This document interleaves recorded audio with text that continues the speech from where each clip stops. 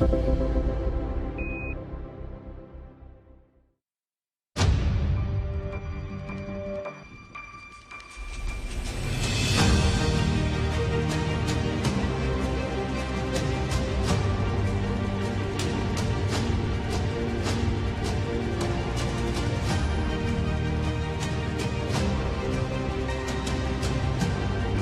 landing a man on the moon and returning him safely to the Earth.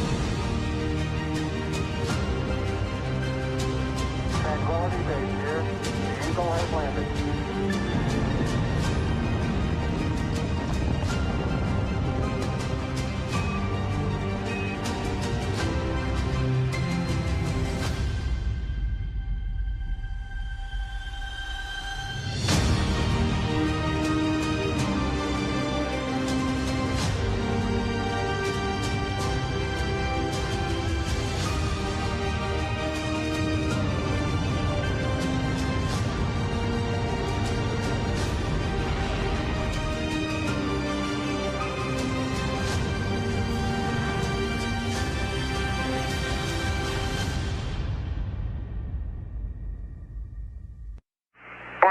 Feet, down at 2, feels good, 20 feet, going down at 2, 10 feet, 10 feet, contact, stop, push, engine stop, engine arm, proceed, command override off, mode control ahead, hold, pings auto. Okay, Houston, the Challenger has landed. Houston, you can tell America that Challenger is at Taurus Littrow.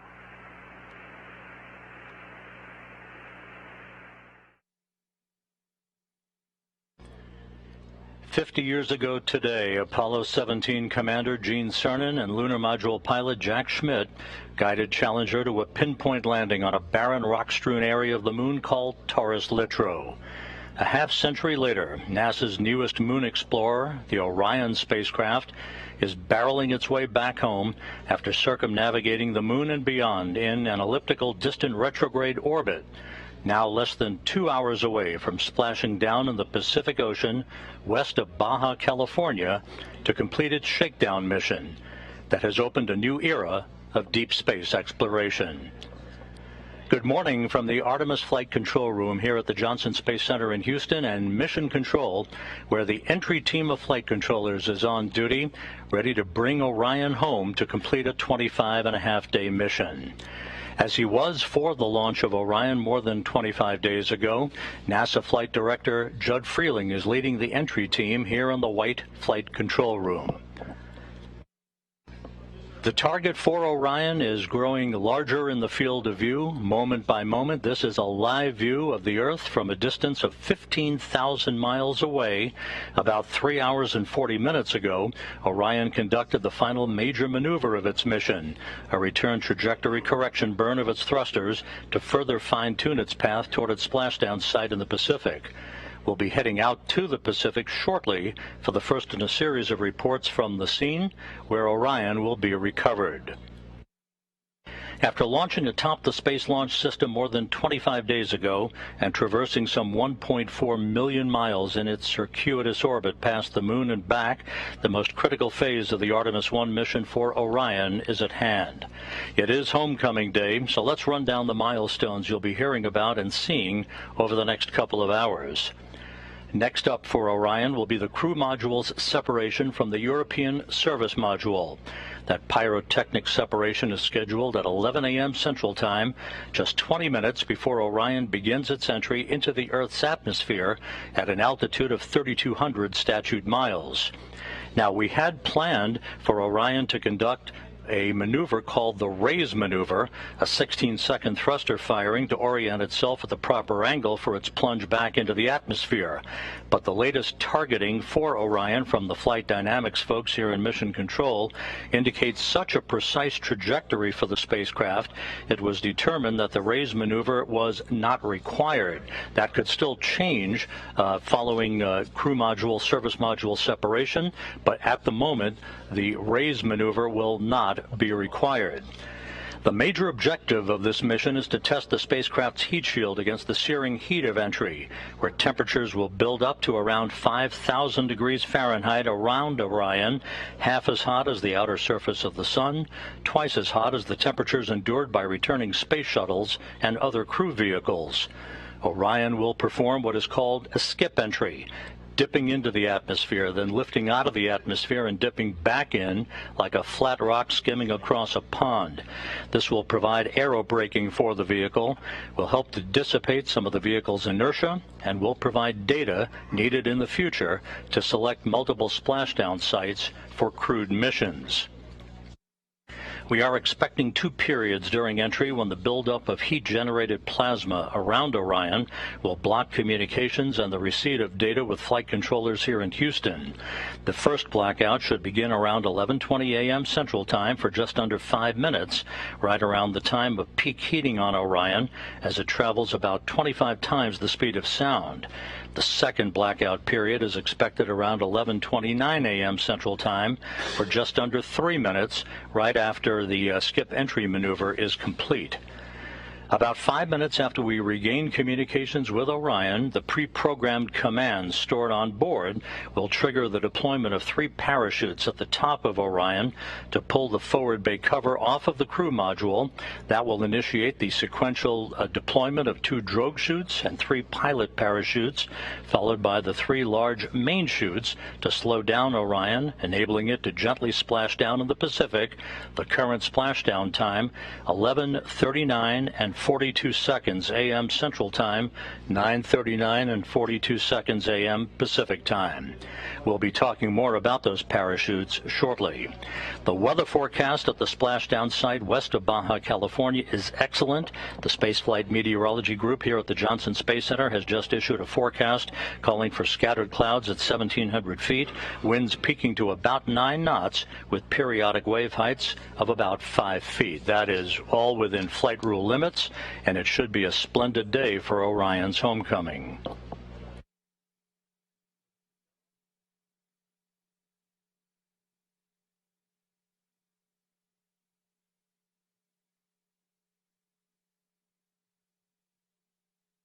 Out in the Pacific, aboard the prime recovery ship, the USS Portland, embedded with the Kennedy Space Center's Exploration Ground Systems Recovery Team and the U.S. Navy, is my colleague from the Kennedy Space Center, Daryl Nail.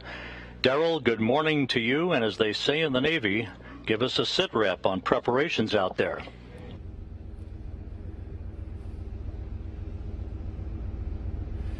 Well, good morning to you, Rob, and that's right. We're live on the deck just outside the bridge here on the USS Portland with a fantastic view of the area of splashdown. I just spoke with the recovery team. They say we are currently 5 miles away from the splashdown location right here in the Pacific Ocean. The location, as you mentioned, just off the coast of Baja, Mexico. We got the great weather report, seas, as you mentioned, 4 to 5 feet. We're looking good there. Let me show you the bridge deck where we are currently positioned. This is looking forward for the ship. I talked to Captain John Ryan, who says that he currently has the ship in a racetrack going around the location near where splashdown is, just upwind of it, so that the debris that comes down, that being the crew module and the parachutes, the forward bay cover, when it separates, will be all downwind of us. Now, preparations are already underway. We can hear the helicopter engines running, so we want to take you to a live view of the flight deck. This is towards the back of the ship, where just 5 minutes ago, the Navy started the engines on 2 of the 3 Navy MH-60s, or Nighthawk helicopters, that will be used for the operation. There you see them on your screen. The 2 helicopters on the left side of the flight deck, they will be involved in the operation. The third to the right is a backup helicopter. Now, one of the helicopters will use the Navy's infrared targeting system, which will start looking for Orion at an altitude of about 50,000 feet. Should be able to quickly lock on to Orion's heat shield, which should be still very hot after reaching 5,000 degrees Fahrenheit on the heat of reentry. The second helicopter will track the forward bay cover, a 1,000-pound, 9.5-foot wide titanium cover on top of Orion, which protects the parachutes during the heat of reentry. It is jettisoned to allow them to come out. Now, NASA's plan going in was to recover it, but they've made an adjustment due to the seas and the limitations of a small boat crane needed to lift it out of the water. Both helicopters, if you can see just to the left of that helicopter at the bottom of your screen, have GSS cameras mounted to them. These are ultra high def cameras to record 8K resolution video for engineering purposes. Now, with those helicopters just minutes away from flying out, let's take a look underneath this very flight deck. You can see into the well deck, and this is the multi-purpose capability of this vessel, the USS Portland. Down on the well deck is where the final phase of recovery will happen. 2 teams of Navy divers are preparing to launch the small boats. You see them at the bottom of your screen, just partially protruding there at the bottom. Those are inflatable boats that the Navy will use. 6 in all will pre-position themselves in the open sea to recover debris from the descent operation and then, of course, secure the Orion crew module itself. The Navy dive team will also take above water and underneath water photography of the heat shield before the crew module is moved. This is for all engineering purposes so they can see it freshly returned from space. Once the divers have Orion stabilized with tow ropes, you see that bright yellow structure right dead in the middle of your screen. That is the cradle that the boats and the winch lines will pull into position and put it right down on top of that cradle. They will flood that deck with water, roughly about 6 feet, and then with a careful choreography of winch line and lines being pulled and maintained by sailors, they'll put it in position for its ride back to San Diego. Now, coming up, we'll speak to one of the Navy divers who will be in the water helping. In fact, he's on deck standing by in just a few minutes. He's ready to go into the water. We'll get some words from him before he goes out on his assignment. Looking good on the ship right now. Rob, we'll send it back to you in Houston. Thanks, Daryl. And again, a live view from Orion as it continues its pinpoint journey back towards its splashdown site, not far from where you are out in the Pacific. We will be going back to Daryl Nail on the USS Portland frequently during the course of today's coverage. Orion is wrapping up, as we said earlier, a mission that will have spanned 1.4 million miles, having flown further away from Earth than any human-rated spacecraft designed to return humans to Earth. And, of course, the big test that's coming up, the ultimate test of its heat shield that will repel temperatures that will build up around the base of Orion to about 5,000 degrees Fahrenheit at peak heating as Orion barrels back into the Earth's atmosphere. It has been an incredibly successful mission for the Orion spacecraft. We'll be talking to a variety of people about all that, officials and managers and engineers throughout the course of our coverage today. But for the moment, let's take a visual and interactive look at this mission with NASA's Philip Hargrove, who will use the moon board to explain it all. Yes, welcome to the moon board here at the Apollo Saturn V Center. It's been a super exciting month since the Artemis 1 launch. So let's take a look back at everything that happened just a few miles away from where I'm standing right now. Now, on November 16th at 1:47 a.m., the SLS lifted off from Launch Pad 39B here at Kennedy Space Center, and it put on an incredible show for everybody watching here from the Space Coast. I can't even describe to you how amazing it was to watch that core stage. Those solid rocket boosters provide over 8 million pounds of thrust at liftoff.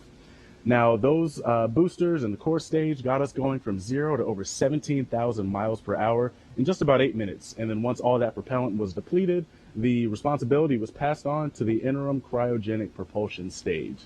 Now, the first job of the ICPS was to perform a perigee raise maneuver. And this means that we're getting into a low Earth circular orbit that allows us to deploy those solar panels, start harvesting energy, and do systems checkouts to make sure that we are ready for our journey. And we stayed in that orbit for about 30 minutes, and then we did our translunar injection burn. This is the primary responsibility of the ICPS because it gives us the energy to escape low Earth orbit and commits us on a path out to the moon. Now, once it completed that burn, the ICPS separated from the Orion, and it performed one final burn to completely leave the Earth-Moon system. And after doing that, Orion was on its way out to the moon. So it spent about 4 days heading out towards the moon. And then we quickly dipped in about 60 miles above the surface of the moon and did an outbound powered flyby. Now that powered flyby means that we're taking advantage of the speed we already have, the gravity of the moon, and the energy we get from the service module's engines in order to target our orbit. And the orbit that we were targeting is called a DRO, or a distant retrograde orbit. And what that means is that instead of moving counterclockwise relative to the Earth like the moon does naturally, we are moving clockwise. So we're going in this opposite direction. That's what retrograde means. And distant means that we are going farther away than we have with any human spacecraft before. We're orbiting about 38,000 miles above the surface of the moon. And this is a really convenient orbit because we were able to stay there without having to use a ton of fuel for station keeping. And it also provides a safe, efficient path back home when we're ready. So this allowed us to learn how to operate in deep space, one of the core tenets of this mission. And then once we were ready, we started our trip back home. So we performed one more powered flyby, this time targeting our return, where we lit up those engines as we dipped close to the surface of the moon. And then we began our return transit, which took about 7 days, and that leads us to today. So next time we'll talk a bit more about what that return looks like and what our entry is actually going to look like. But until then, back to you. Thank you, Philip. And again, a live view of Orion closing in on planet Earth, now about 11,000 miles away from Earth, as it continues a very, very precise trajectory for a splashdown that is scheduled at 11:39 and 42 seconds a.m. Central Time this morning. For Orion, launch from the Kennedy Space Center occurred on November 16th on the world's most powerful rocket, the Space Launch System. The first outbound powered flyby of the moon was performed 5 days later on November 21st, dipping to within about 81 miles of the lunar surface. That placed Orion on a very precise trajectory for its ultimate goal, that racetrack trajectory called the distant retrograde orbit, that would allow Orion the time and the space environment needed to test its mettle. 4 days later, Orion executed an engine firing to enter into that orbit, and the next day, Orion surpassed the record set during Apollo 13 52 years ago for the greatest distance ever traveled by a human-rated spacecraft designed to return humans to the Earth. On November 28th, Orion reached its farthest distance from the Earth, some 268,000 miles, before departing the distant retrograde orbit on December 1st. And this past Monday, Orion conducted a 3-minute, 27-second engine firing behind the moon to whip around Earth's closest neighbor for the final leg of its flight, passing to within 80 miles of the surface, turning for home, and its splashdown that is scheduled just 1 hour, 21 minutes, 44 seconds from now. The initial mission of the Artemis 1 program was always designed to be a test flight, wringing out all of the systems of the Space Launch System and the Orion spacecraft, and for more than 25 days it did just that, setting the stage for a crew to board an Orion vehicle for a trip around the moon in 2 years. So with that, out in the Pacific, where Orion will be splashing down not long from now, we're going to go back here in a moment to Daryl Nail, who's standing by with one of the first persons that will actually be in the water to execute the recovery and the securing of the Orion spacecraft. Daryl?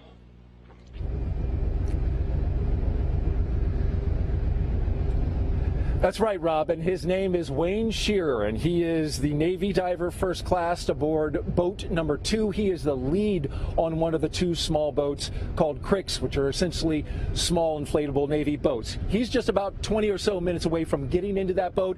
Thank you, Wayne, for coming up here and making some time for us to tell us about the operation today. Of course, sir. So tell me exactly how your team goes about securing this spacecraft after it comes back from space, splashes down the water just a few miles from us. Well, sequence of events are going to go splash down, wait 2 hours. We're going to do a hazard analysis, make sure there's no gas coming off of it. We're going to come up, take those pictures like you said earlier for those engineering purposes. Once that's done, then we put the what's called a pony collar on it, and then basically it's a sequence of events of pulling all those ropes out like you said earlier and pulling it into the well deck. Easy day. Easy day, and we know that there's certainly going to be some challenges, right? Seas are 4 to 5 foot currently, which is within your limit. Let's take a look now underneath the well deck to the boats that are currently being prepared. You're really literally going to be going down here and right to that boat after we conclude our interview. How will you manage the 4 to 5 foot seas with a bobbing spacecraft and bobbing inflatable boat with your team? Well, this is just another day in the park for us. You know, we've trained for the last year and a half for this. We've been in worse seas than this, recovering anything under the water. It's just different. Instead of recovering something from under the water, we're going to recover something that fell from the sky. You can see on our screen, those are the tip edges of your 2 inflatable boats. I imagine you'll be positioned somewhere towards the front or back? I'm positioned toward the middle of the boat. Towards the middle of the boat. And as you do this operation, have you thought about just the importance of it? Reflecting that it is you who will be one of the first people to put your hands on a spacecraft that just came back from space. I mean, definitely, this is probably every kid's little dream, or every little kid's dream, to be able to do exactly what I'm doing today, you know, and I think I can speak for the whole dive team that we're honored to be part of history and to be part of something so monumentous, and just ready and excited to go out and do this. On a personal note, you and I were talking about how you got into the Navy and the dive team. What was it that motivated you to become a Navy diver, and then ultimately, now that you're on this operation, looking back at that choice? Well, February 2003 from Leesville, Louisiana, and I heard a loud boom outside my window one morning, and I ran outside and talked to my dad, and a few hours later we're watching the news, and unfortunately what we heard was the USS Columbia break up. So, you know, it was not a great thing to hear, but it kind of jump-started my career of like, hey, what do I want to do? And I wanted to be out there to help people, and the Navy just kind of fell into my lap. And, you know, 20 years later, to be able to be part of history of the next thing we've flown into space like that is absolutely a dream come true for myself. Certainly a tragedy for NASA, one that has created many lessons learned for our agency, but interesting that it led you into this.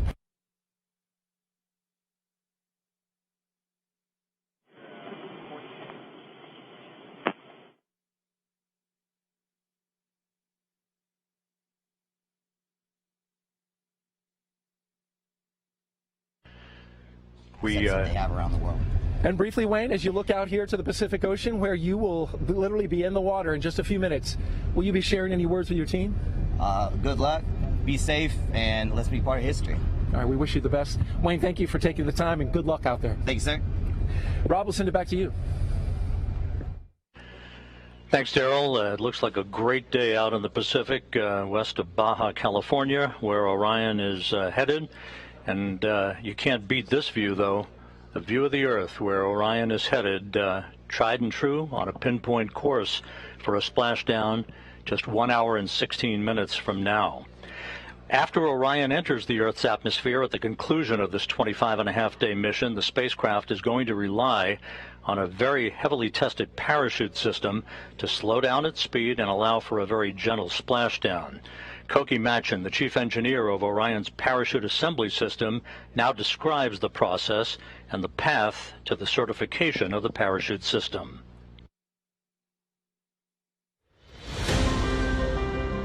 A series of 11 parachutes will be deployed in sequential fashion.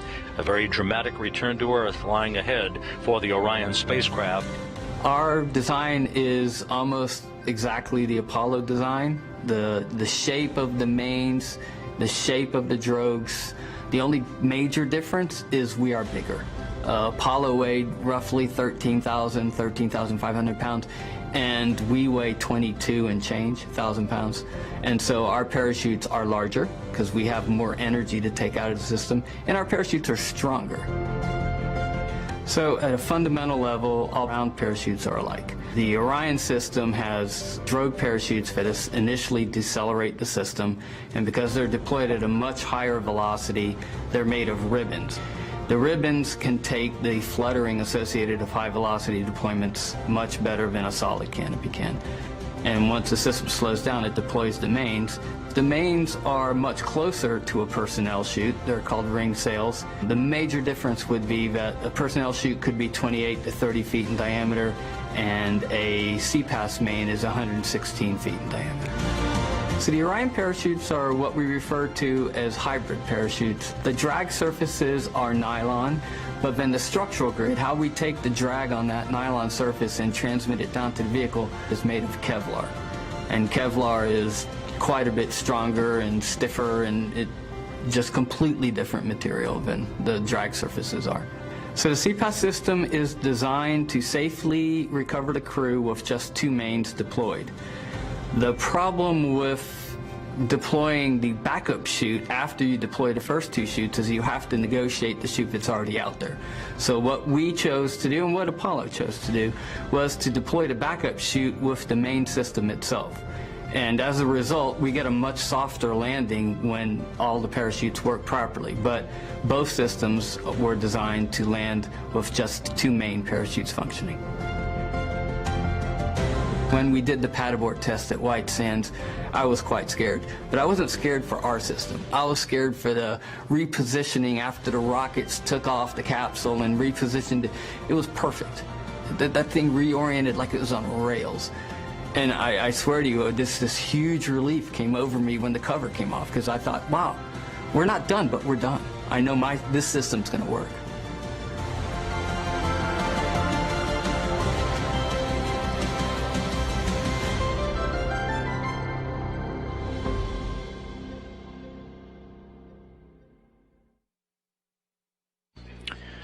And there again, the view of the Earth. We're about 33 minutes away from the first big milestone. That will be the separation of the crew module and the service module, signaling the beginning of Orion's entrance into the home stretch of its 1.4 million mile journey.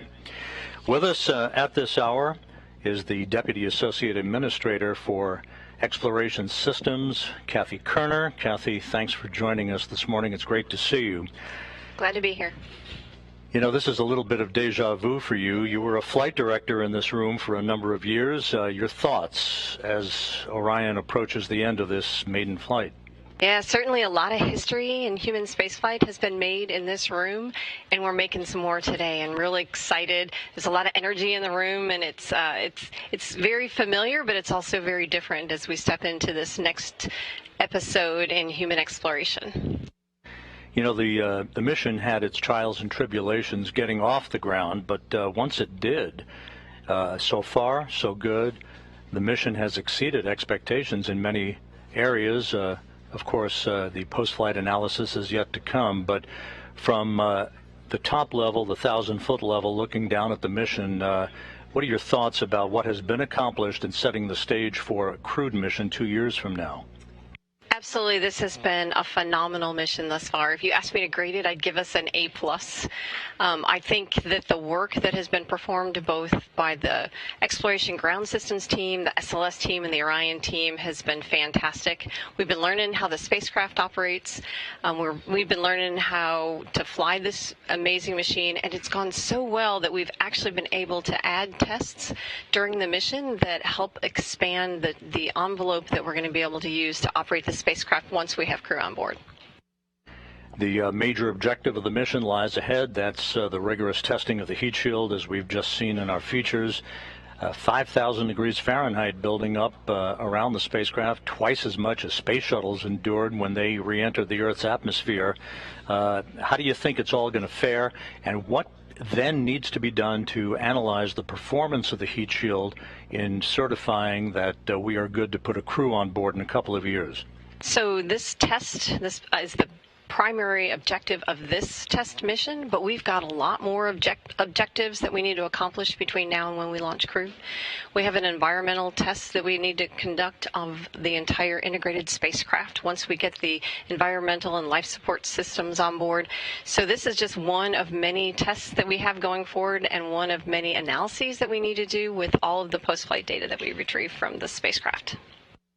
We opened up the broadcast paying homage to Apollo 17 landing on the moon 50 years ago today.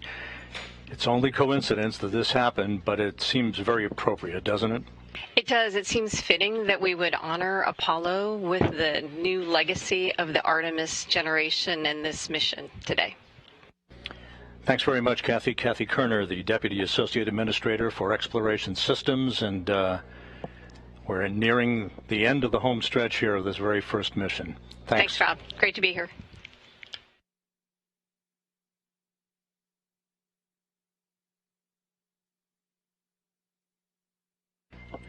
And as the Earth grows larger and larger in the field of view, Orion continues its trek back home with crew module, service module separation just 30 minutes from now. Entry interface just 20 minutes after that. In the meantime, let's go back out to the Pacific, the destination for Orion today, where Darrell Nail from the Kennedy Space Center, again embedded with the Exploration Ground Systems and Recovery teams, is standing by with Shannon Walker, NASA astronaut. Well operations. All hands on the ball, staying clear of wing walls, vehicle storage areas. That's right, Rob. Shannon Walker, NASA astronaut, has been on board since we departed on Wednesday to come out to the site. Thank you for being here to take some time to talk to us amidst this important operation to recover the Orion crew module. Absolutely. I am happy to be here. So tell me a little bit about the reason you're here and what you're doing as you observe the operations today. Yeah, of course, we do not have crew on this capsule, but I am here because the next Artemis flight will have crew on it. And so we are starting the process of assessing how we're going to operate with crew. How do we extract the crew from the capsule? How do we get them to the ship safely? How do we do all the medical checks we want to do? So we're starting the process of getting ready for the next Artemis mission. And with this capsule being recovered today, it will be brought back. I imagine that the astronauts will be very interested in the data that comes off of it. This particular capsule has sensors all over it, more than any future capsule will have. Yeah, absolutely. So this is going to tell us what we need to do, change, modify for the next Artemis mission. On all flight quarter stations. The ship expects to read manned flight quarters at 0945. And what you're hearing are some announcements from the ship PA informing the crew at what stage in the operation we're at. I should mention that we just had helicopters, the MH-60s at the back of the flight deck just launched off and are in flight now to the recovery area. They play an important role here. Shannon, continuing now with our interview, when you look at the operation as a whole, they're currently trying to determine how the astronauts will be recovered. That's not happening today. That's right. But that will have to be integrated into the operation. Do they come off immediately after the crew splashes down? Or there's an idea kicking around there to have them stay in the capsule and come to the back of the ship. What are your thoughts on both of those? What are the pluses and minuses on those? Well, certainly the plus of having the crew come off immediately is that the crew is not staying in the capsule for an extended period of time. There'll be a time when we'll have to turn off the cooling in the capsule, which would mean the crew will start getting very warm in their suits. So it's better to get them off before that. Also, you'll probably see later the operations in the well deck. There are a lot of waves in there, and it's probably not going to be a fun ride for the crew to be in there. So you're right, we're looking at it. The actual, let's see, next summer, we're going to have another test run. We'll be out on a ship, and we will be looking at all the different methodologies for getting crew off the capsule. And may I ask what your particular favorite would be? I mean, I think you've already kind of indicated you're leaning more towards let's get off the ship. Off immediately. Yeah, so I think we will probably, now don't quote me on this, but we'll probably extract the crew via helicopter from the capsule and helicopter them over to the ship. And as an astronaut, just briefly, when you come back from space, physically, you're in a condition where how would you describe it, physically and mentally? Yeah, so when we come back, we consider a crew deconditioned. While on the space station, for example, we have lots of exercise, so we're really strong when we come back. It is still a big adjustment to being in Earth's gravity again. The lunar missions, it's kind of in the middle between what we did in the shuttle days and what we're doing on the space station. So we don't know exactly how the crew's going to feel, but they're going to be exhausted, and so their balance may be off a little bit. So it's better just to get them out of the capsule. As far as the mental side goes, I found that when I am back on Earth, it's just a huge sigh of relief in that somebody else is worrying all the details, and I can just sit and relax a little bit. Well, we appreciate you being here. Thank you for all the insight. You're doing a great job of staying balanced amidst the 4 to 5 foot seas as you see the horizon going up and down, right? It is definitely a challenge. Thank you very much, Shannon. Rob, we'll send it back to you in Houston. Thanks, Darrell. Thank you, Shannon, and happy sailing out there as we continue to watch this scintillating view of the Earth as we are just 1 hour, 5 minutes away from splashdown. Now, as Shannon Walker alluded to in that interview with Daryl Nail on the USS Portland, we're going to be on the air here for a couple of hours after splashdown, while a number of flight objectives and test objectives are being conducted, data gathering on the Orion spacecraft. But the whole recovery issue to get Orion into the well deck of the USS Portland is no small feat. Melissa Jones, who is the landing director and the recovery director from the Kennedy Space Center, has worked tirelessly to choreograph all of the elements of that recovery operation. Let's take a look now at how Orion will be recovered. Today we are aboard the USS John P. Murtha, and behind me is a mock-up capsule of the Orion crew module, and we are training the team to be ready to do Artemis 1 recovery operations. My role as the NASA recovery director is to lead the interagency team that will recover the capsule. Ever since the Apollo program, NASA and the Navy have worked together to recover NASA's capsules in the water. So one of the huge benefits of working with the Navy is the fact that they're operational and we leverage their core competencies to bring the flight hardware and the crew back safely from the moon. On the Artemis 1 recovery day, my job will be to direct the team through the integrated operation to recover the capsule. The ship will get to the recovery location 24 hours before, and we will start launching weather balloons. And that data will go back to Houston and will help inform where we splash down. A couple hours before splashdown, the Navy launches small boats off of the knuckle boom crane, and helicopters will take off and they will do their circles in the air, and they are waiting for the capsule to re-enter so that they can get good data and photo imagery of the capsule on its way back to Earth. Once that is done and we splash down, we will safe the capsule, approach the capsule, attach lines to the capsule, and recover it into the well deck of the ship. Artemis 1 recovery operations will take about 5 hours to perform all of the work we need to do because we are gathering data so that we can fly crew mission on Artemis 2. When Artemis 1 splashes down, it's going to be the culmination of all of the hard work that we've put in as a team. It's going to be an amazing feeling, hearing that we've met Earth's interface and that we can see 3 good main parachutes. And when we hear splashdown, I'm going to get goosebumps all over me.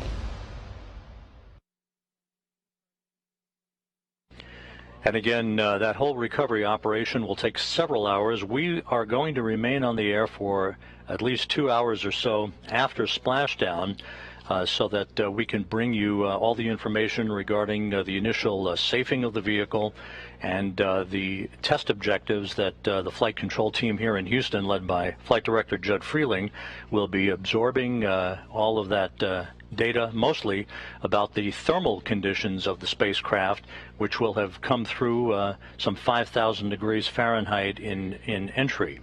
And with us at this moment is the man who is going to be watching all of that very, very carefully, John Kowal, who's the Orion Thermal Protection System Manager. John, your big moment is lying ahead here.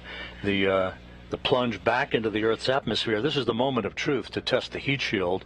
What kind of thermal environment are you expecting for Orion as it makes its way into the Earth's atmosphere and then back through the atmosphere itself? Yeah, so, as you mentioned, 5,000 degrees on the ship, but to back that up, how do we get there? So that vehicle still has all that energy that the launch rocket put into it during that first beautiful launch, right? So that gets converted into velocity. So we're going at 25,000 miles per hour, which is, how do you even fathom what that means? It's 7 miles per second. Wow. So all that energy, enough to power 4,000, 5,000 homes in a day, we have to get rid of it. And how do we do that? The vehicle comes slamming into the atmosphere, starts trying to push the air out of the way. That air is pushing back. The pressures go up. The temperatures go up. We're talking upwards of around 10,000 degrees Fahrenheit in the flow field. So that energy goes into the flow field, and then the flow field wants to give it back to the surface of the TPS. So that's what the TPS is going to see, or what the heat shield is going to see, and that's what pushes it up to 5,000 degrees Fahrenheit. What kind of testing was required throughout the course of the preparations for Orion to prepare the vehicle for launch that made you confident that it could withstand the rigors of this sort of environment?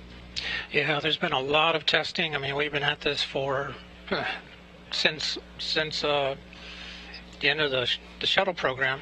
If you think back to that system, that was a reusable system, we had kind of been out of the business of these ablation materials for quite a while, since Apollo. So we had to train a whole new generation of engineers on developing that type of system, as well as getting the materials back. So there was a lot of testing in arc jets. That's the primary way that you test these types of materials. You can create these temperatures. It's like a wind tunnel with a lightning bolt going down the center of it, and that's how you create this high temperature plasma, and that gets impinged onto the test article. So we do a lot of materials testing. We've done quite a bit of testing of the system. You know, even though we're using the same material, the AVCoat that they used in Apollo, it's in a different form. And so we made it into blocks. Those blocks have seams that have to be filled. Those seams are always one of the areas that you want to test the most, is because that's where the problems happen.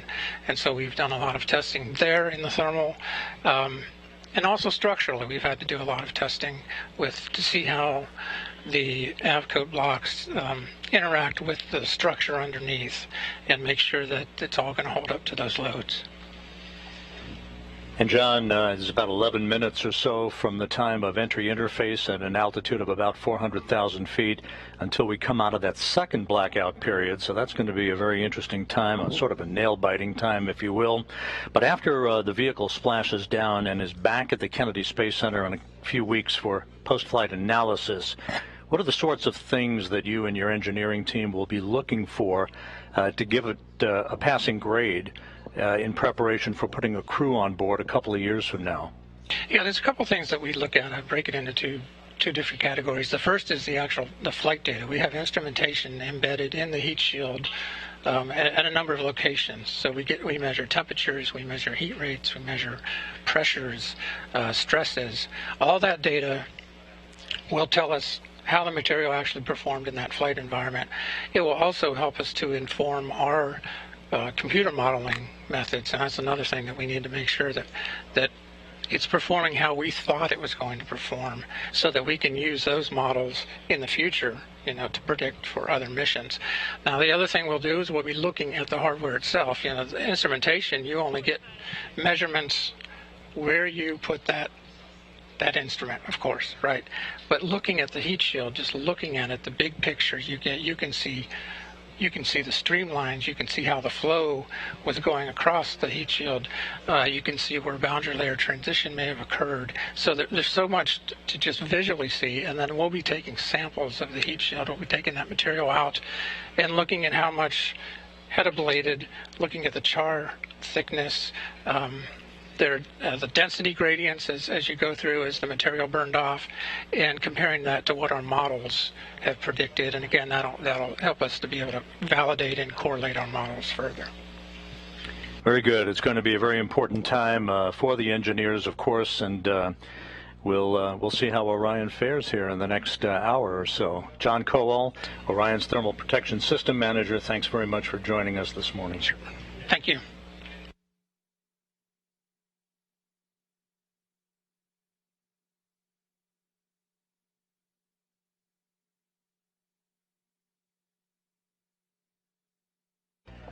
Now just 16 and a half minutes away from the separation of the crew module from the European service module. That will begin a trip hammer series of events as Orion begins the process of entering the Earth's atmosphere. Entry interface just 36 minutes away.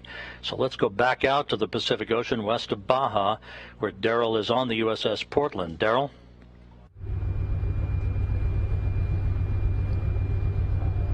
That's right, Rob. Quick update for you on the out here in the Pacific Ocean, just off the coast of Mexico. We have the small boats, the Navy small boats. All 6 boats are now in the water. They call them cricks. These are Navy boats that are inflatable, highly maneuverable. These are the ones that will actually put hands on the spacecraft in order to secure it and eventually get it tied to lines that brings it to the back of the ship and into the well deck. I want to talk a little bit about this location here today. This location in the Pacific, we're just about 5 miles away from the splashdown area. This was actually the backup location. Initially, this was supposed to happen off the coast of San Diego, California, but the weather forecast for that area called for a cold front that has moved in today, bringing with it 12-foot high seas, and those seas would have been too high to perform this operation, too high for the small boats for recovery. So Recovery Director Melissa Jones and the mission management team made the decision to back up and go to the backup location 300 miles south of San Diego, and that's where we find ourselves today with excellent weather in order to do this operation. As you look off into the sky, we're awaiting the second to last weather balloon release that we will have for the day. This weather data critical to the operation that is happening today, especially when it comes to the landing point of the crew module in the ocean, as well as the debris that goes with it. And that debris happens during the separation of the forward bay cover, which covers the parachutes, and then of course the parachutes and their hardware themselves. All of it together, they take in the winds, and you can feel the winds are picking up a little bit. That wind data will give us refined information and data in order to calculate exactly the landing spot. Now, we're not alone out here in the Pacific Ocean. We do have friends helping us today, and I want to take a shot now of a ship off in the distance that has joined us for today's operation, and that is the USS Montgomery. That ship is just a few miles away. As you can see it there, the USS Montgomery is providing security today. It is what the Navy calls a littoral ship. It specializes in close-to-shore combat. It's highly maneuverable in that space. Today, though, it has a peaceful mission, and that is to provide security to this location during splashdown. So for the public safety, to prevent boats from coming in and around the area, as well as provide additional eyes to the sky in tracking Orion crew module as it comes down. You can see a little bit of a bounce there, and that's caused by the seas that we are currently experiencing, which are in the range of 4 to 5 feet. Those seas, closely tracked by our NASA team with a wave management system, wave monitoring system rather, they are closely monitoring the seas for the moment where we bring the Orion capsule into the well deck. That is a highly choreographed and very dynamic operation. With the seas being what they are, when those waves come into the well deck, it can create a very dynamic environment with waves splashing back and forth inside the well deck, and teams on ropes trying to stabilize Orion to get it in just the right position here on the ship to then allow the well deck to drain out, have the Orion crew module put in place for its ride back to San Diego. That's the latest from here on the USS Portland out in the Pacific Ocean. Rob will send it back to you. Thank you very much, Daryl. We can report that all of Orion's systems are performing magnificently at this hour. At an altitude of just under 6,000 nautical miles, we did lock up on the tracking and data relay satellite system. So Orion's telemetry is now being processed through the TDRS network. This worked in concert with the Deep Space Network throughout the course of the mission. And now that we're on TDRS the rest of the way, we'll be able to have real-time data through our tracking and data relay satellite system constellation. We're just 11.5 minutes away from crew module, service module separation, the first major milestone on the road home in this final phase of Orion's 25.5-day mission. So let's take a visual and interactive look at what is coming up for Orion's journey back to Earth. Let's go back to NASA's Philip Hargrove at the moon board. Thank you. Welcome back to the moon board. So we're going to talk a bit about the European Service Module and the Orion Crew Module. So as we know, these two systems have been working in tandem for a really long time, and that extends beyond just this Artemis 1 test flight for the past 26 days. So back in 2019 was when they were first integrated and pieced together. In 2020 was when they were fully assembled, including the solar panels and the protective fairings that protected them during launch. And then they were finally attached to the launch abort system and made it on top of SLS in October of 2021, prior to, of course, launch on November 16th, just 26 days ago.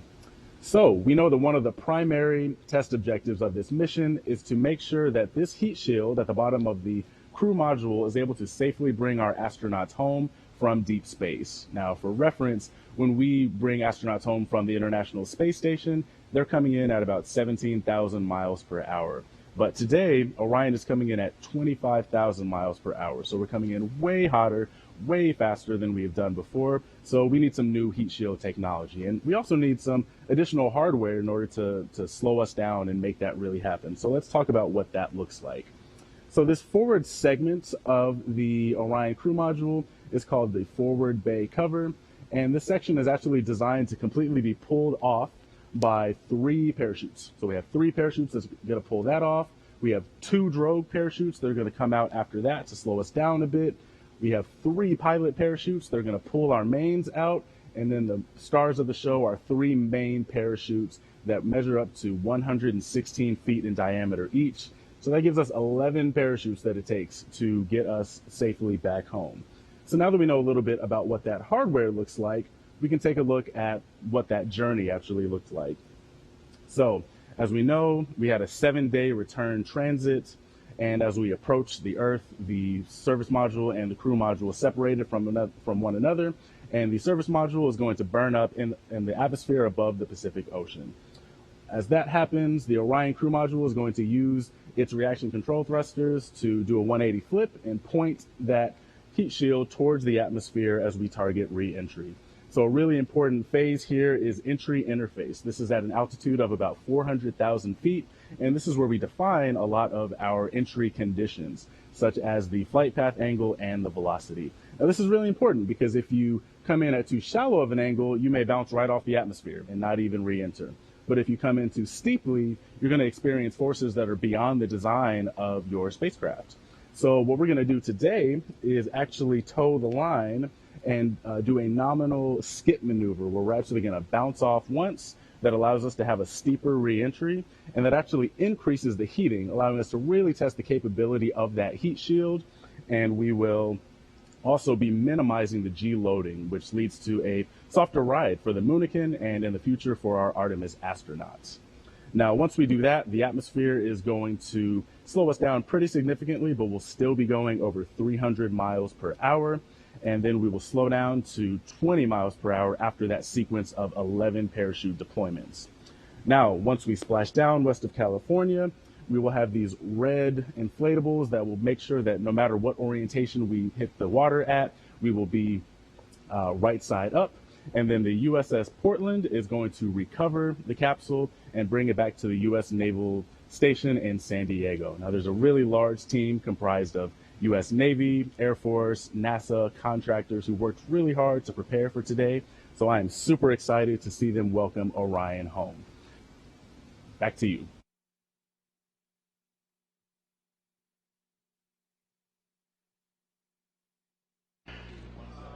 Thank you very much, Philip. We are coming up on the critical stuff leading up to Orion's return to Earth and its splashdown in the Pacific, just 7 minutes away now from crew module, service module separation. That European service module has worked like a champ throughout the course of the mission. The service module, which of course housed the solar arrays and all of the other propulsive functioning for Orion throughout the course of the mission, has been monitored in the European Service Module Control Room in Noordwijk in the Netherlands, where that team of flight controllers is eagerly awaiting the completion of the service module's work just a few minutes from now, when it will pyrotechnically separate from the crew module, leaving the crew module on its own. Entry interface is scheduled just 26 minutes from now. We'll be receiving reports from Flight Director Judd Freeling and his team of flight controllers throughout Orion's descent back into the Earth's atmosphere and through all of the parachute deployment sequence events leading up to splashdown that is scheduled at 11:39 and 42 seconds a.m. Central Time, 9:39 and 42 seconds a.m. Pacific Time. One thing worth noting is once Orion splashes down in the Pacific, it will stabilize in one of two positions, either pointed up, which is called stable 1, or pointed down in stable 2. The crew module uprighting system, known as the CMUS, deploys a series of 5 bright orange helium-filled bags on the top of the capsule that will either flip Orion right side up or keep it right side up in its stable 1 position. Those 5 bags are packed in hard containers and installed atop the capsule inside the structural gussets between the parachutes and other equipment. They're inflated with helium gas that is stored in pressure vessels located close by the bags. Each bag has its own independent inflation system. The CMUS, or crew module uprighting system, initiates after landing and opens up a valve for helium to flow into those uprighting bags. It is considered, at least operational, that we have 4 out of those 5 bags to inflate to maintain a stable 1 configuration for Orion to enable Navy divers to approach the vehicle. One of the first things that they'll be looking for is any leakage of toxic gas or toxic fuel from the vehicle. Assuming there is no such leak and that Orion appears to be in good shape, then they'll begin the methodical process of approaching the vehicle with other personnel and other Navy assets in order to begin the securing of Orion on the ocean for its towing back into the well deck of the USS Portland.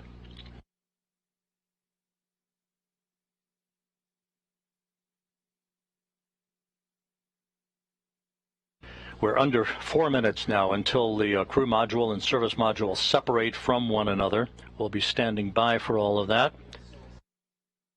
You can see in this telemetry-driven animation that Orion is currently traveling just under 17,000 miles an hour, just under 4,000 miles away from Earth, and a hefty 254,000 miles from the moon, which of course was its target, in distant retrograde orbit, flying around the moon for its outbound powered flyby at the beginning of the mission to move to a distance of some 268,000 miles away from Earth, farther than any human-rated spacecraft designed to return to Earth had ever been designed to do, surpassing the distance record established 52 years ago during the Apollo 13 mission.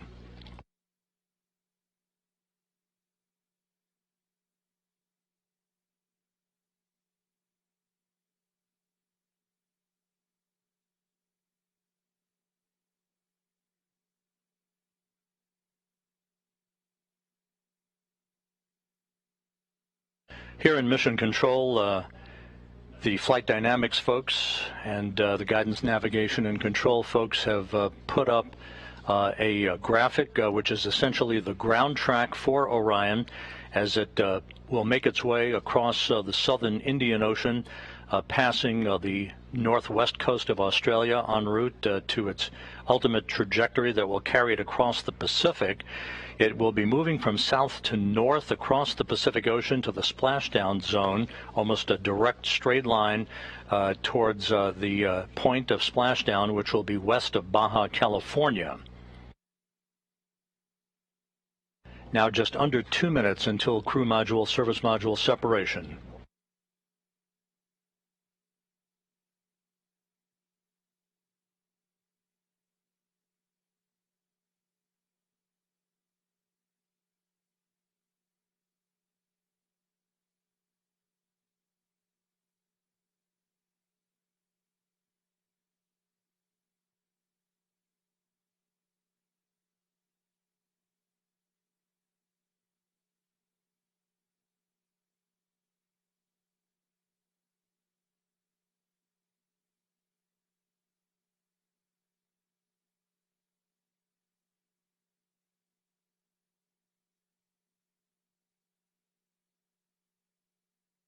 Now just 1 minute away from crew module, service module separation. We'll be standing by for confirmation of that from the mechanical systems officer here at Mission Control.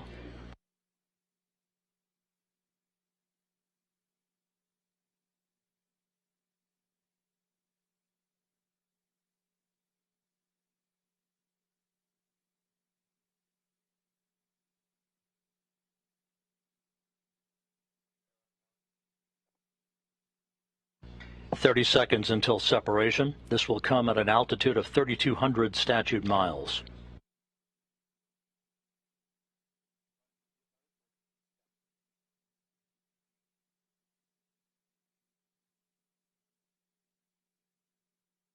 Ten seconds until set.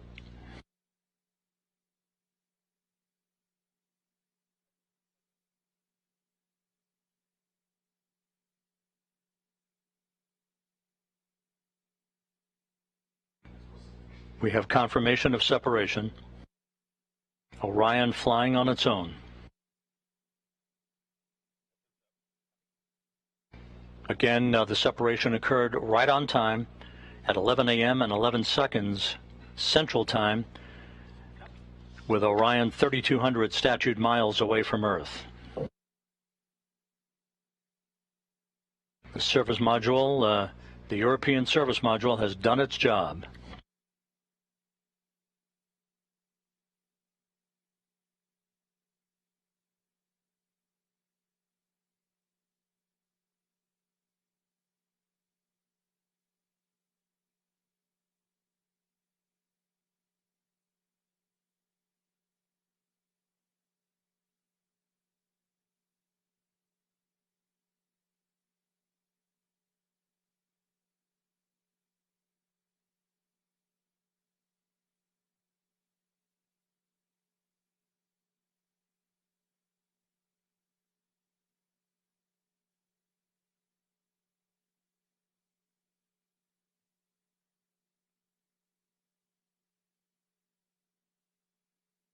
So with Orion flying on its own, we're about 18.5 minutes away now from the point of entry interface, where Orion will be put through its paces. This is where the heat shield will begin to feel the effects of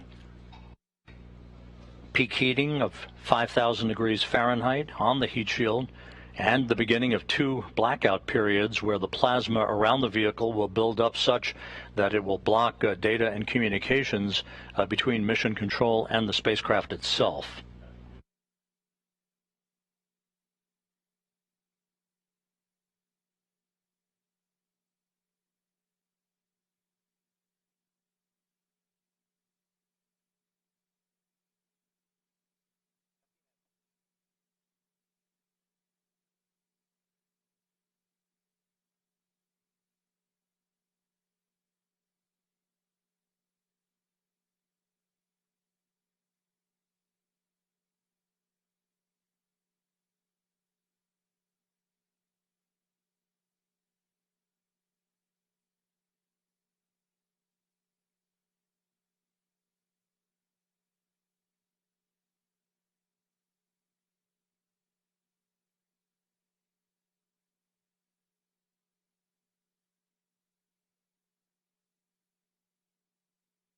Orion continues to fly smoothly on, all of its systems in excellent shape.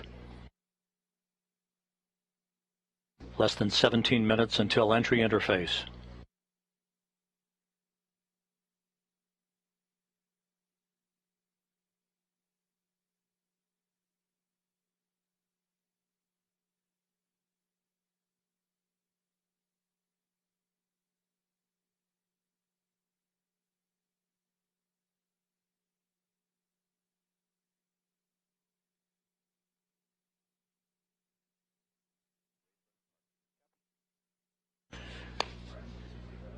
And the crew module raise burn that we thought was not going to be needed is being conducted.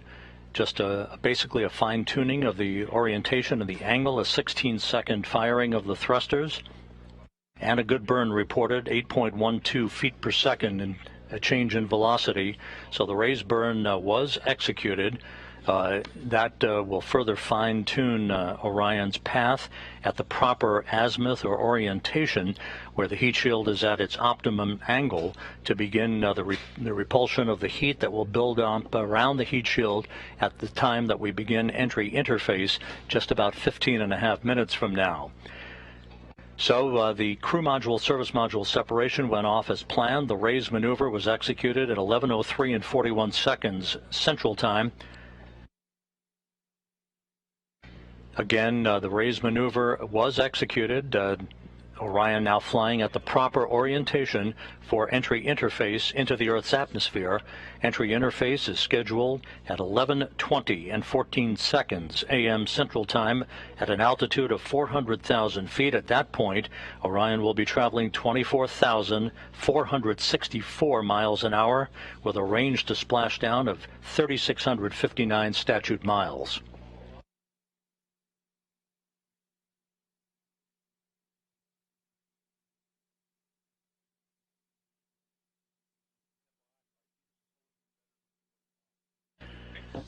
Flight controllers reporting a solid lock with the tracking and data relay satellite system, receiving data that's being processed through the TDRS network. Just a reminder that after we pass into the Earth's atmosphere, at the speed at which we're going and with the temperatures expected to build up very quickly for peak heating around the heat shield of Orion, we will begin the first of two blackout periods, the first of which is scheduled to begin at 11:20 and 16 seconds a.m. Central Time and will last about 4 minutes and 48 seconds. At that time, entry guidance, which has been stored on board, pre-programmed commanding for Orion to continue to point its way toward the splashdown zone, will take over. The first blackout period should end around 11:25 and 4 seconds Central Time.